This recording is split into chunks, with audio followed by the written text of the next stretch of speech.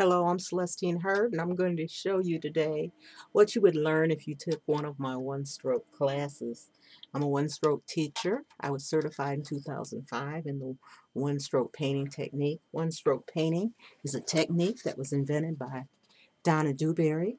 Donna Dewberry is from Florida. She invented this technique at her dining room table. I'm going to show you what you would learn in one of my classes. If you Some of the basics that you would learn. Um, when you're doing one stroke, you'll learn a particular way of loading your brush. When you load your brush, generally you'll have more than one color on your brush at any given time. I'm now putting both green and a soft yellow on my brush, and I'm going to make a vine. And after I make this vine, I'm going to put some leaves on the vine.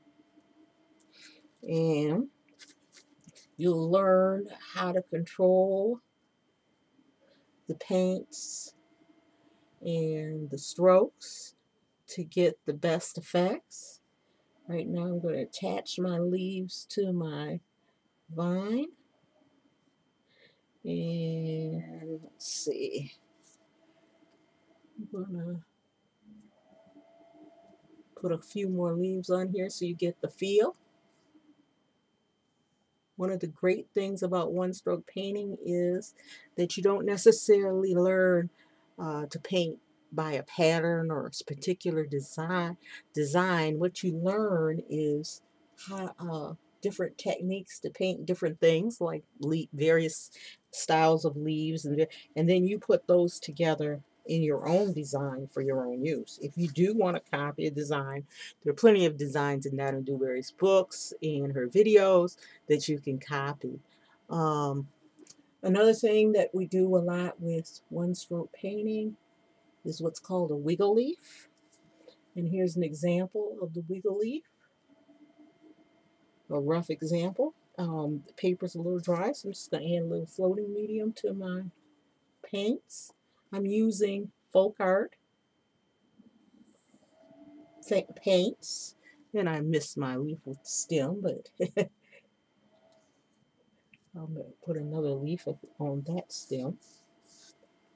Let's make this stem come all the way out here. And again, because I learned the technique and how to that I can change this design to suit my taste. I don't have to copy a design exactly. So I can add whatever I want to this design. I don't have to copy exactly a design. I'm going to add a little leaves, a little grasses from the bottom of this to give it a little base. Put a little more yellow in my grasses by turning my brush over and using the lighter shade as a bottom. I could even make a thick, long grass leaf by going sideways, pushing down, bringing it back down. You'll see I could go up here, bring it down to make my grass look like it's bending over, and then it's thicker. I can make short grass. I can even add, if I can find the other brush here, some mossing to this design. And I'll use what they call a scruffy brush. That's the brush that's tipped like this. This is a newer scruffy brush. Generally, you like to use them. They're better to use the older they are. But I'm going to try it here with this newer brush. And I'm going to use the same two colors, green and yellow. And that noise you're hearing is me pouncing on one corner in the yellow, the rest in the green. And I've loaded my brush, and here's the loaded brush. I'm going to use the yellow on the top and just pounce down here to give this a little base. And I can change and add white to this. And and paint another row in front. Or I can invert my brush and put the green on top to give it the darker effect. I like that effect. That I like a lot.